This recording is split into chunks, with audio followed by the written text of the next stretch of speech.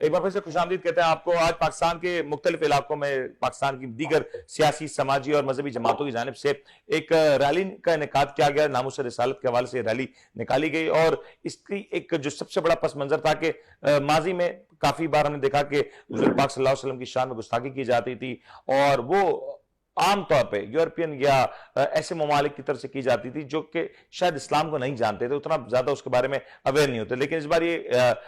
گستاخی کرنے کی کوشش کی گئی ہے پاکستان کے پڑوسی ملک بھارت کی جانب سے، جو کہ نہ صرف وہاں سے کی گئی بلکہ حکومت کے سپوکس پرسن کی جانب سے کی گئی ہے۔ اسی حوالے سے پاکستان میں جو ریلیز نکلی اور پاکستان میں جو احتجاج جاری ہے اس کے اوپر گفتگو کرنے کے لیے ہمارے سے جوائن کریں جناب سلیم ساتھیانی صاحب۔ ذرا ان سے جانتے ہیں کہ اس وقت کراچی کے حالات کیا ہیں اور اس وقت جو دیگر مذہبی جماعتیں ان کے کیا تاثرات ہیں۔ سلیم صاحب السلام علیکم۔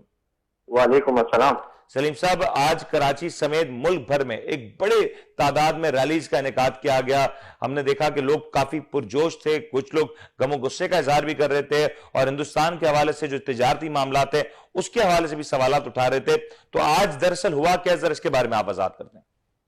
بسم اللہ الرحمن الرحیم۔ سب سے پہلے تو منیر بھائی آپ کا بہت شکریہ، اور آپ یہ کہہ رہے ہیں کہ ہوا کیا کچھ نہیں ہو گیا۔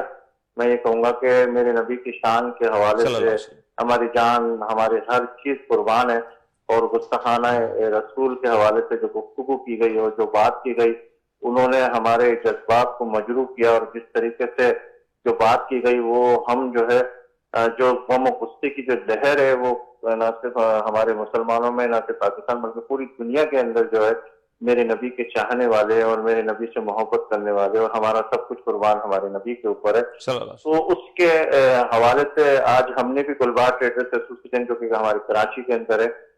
اس کے اندر بھی ہم نے اپنی ریلی کا آغاز کیا تھا۔ نماز کے بعد ہم نے ہیلو جی سلیم صاحب آواز آ رہی ہے۔ نماز کے بعد جو ہے ہم نے اس ریلی کا آغاز کیا تھا، اور الحمدللہ اس ریلی کے اندر میرے نبی کے چاہنے والوں کی بہت بڑی تعداد تھی الحمدللہ، اور جس طرح محبت کا اظہار کیا گیا، ہمارے جتنے بھی دکاندار تھے اور جتنے بھی لوگ تھے، اور نہ صرف ہمارے دکاندار بلکہ کراچی کے مختلف علاقوں سلیم صاحب اس ریلی کا انعقاد کیا گیا، یہ تو یقینی طور پہ لوگ بہت بڑی تعداد میں جڑے، بلکہ پورے پاکستان کے طول و عرض میں اس حوالے سے بڑی کارروائی ہم نے دیکھی، لیکن مطالبات کیا ہیں؟ کیا جو اس وقت عوام ہے وہ کیا چاہتی ہے حکومت سے، کیا سننا چاہتی ہے، کیا اقدامات ہوتے ہوئے دیکھنا چاہتی ہے؟ دیکھیے، حکومت سے ہمارا بھی مطالبہ یہی ہے، ہمارے علماء کرام کا بھی مطالبہ یہی ہے، اور جتنے بھی لوگ ہیں ان کا غم و غصے کا مطالبہ یہ ہے کہ اس کی تمام چیزوں کو بائیکاٹ کیا جائے، جو ہندوستان سے جو بھی منسلک چیزیں جس پہ میڈ ان انڈیا لکھا ہوا، جس طرح ہمارے عرب ممالک نے سب سے پہلے ایک کام کیا۔ ہندوستانی سفیر کے حوالے سے بھی کہا جا رہا ہے کہ ہندوستانی سفیر کو، ہندوستانی ایمبیسی کو بھی یہاں پہ بند کیا جائے، اس طرح کے مطالبات بھی ہیں۔ بالکل اس کے یہ دیکھیے، یہ تو کوئی کسی شخص کی تو بات ہی نہیں ہے، کسی چاہنے والوں کی تو بات نہیں ہے، وہ میرے نبی کے چاہنے والوں کی بات ہے نا، اور جو ہمارے نبی کے خلاف ہوگا اس کے اوپر تو ہم کچھ بھی نہیں۔ میرا رب تو سب سے زیادہ محبت کا تقاضا، محبت کی بات ہی کر رہا ہے، تو اپنے نبی کے لیے کہہ رہا ہے کہ میں نے سب سے بڑا احسان آپ پہ کیا کہ آپ کے اندر اسی نبی بھیجا۔ دنیا کی تمام نعمتیں دینے کے بعد کہیں بھی احسان کی بات نہیں، اور نبی کو بھیجنے کے بعد احسان کی بات ہوئی،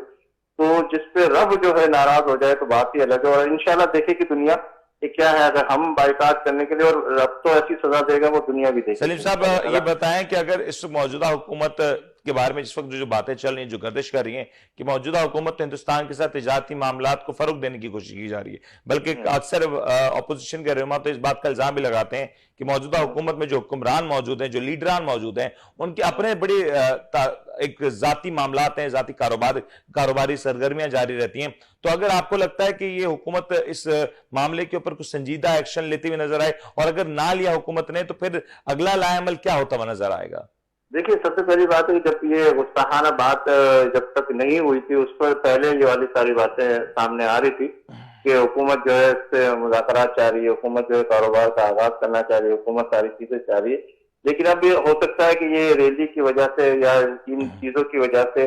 اور میرے نبی کے چاہنے والوں کی وجہ سے ہو سکتا ہے ان کا یہ سارا کا سارا لائے محمد جو انہوں نے ذہن میں جو خاکہ بنایا وہ انشاءاللہ تعالی اگر محبت کرنے والوں کے دل کی بات ہوگی تو یہ نہیں کریں گے۔ اور ہمارا مطالبہ بھی یہی ہے کہ اس طرح کی چیز جو ہے کہ کہتے جو ہمارے نبی کی شان کے خلاف ہو، اس میں کوئی بھی کسی بھی زاویے سے کسی بھی پیمانے سے جو ہے कारोबार की बात ही नहीं, जो वो रिस्क ही हराम हो जाए तो क्या फायदा ऐसे रिस्क और वो मुल्क जो कि दीन इस्लाम के नाम पे बनाओ, हुजूर पाक सल्लल्लाहु अलैहि वसल्लम के अहकामात के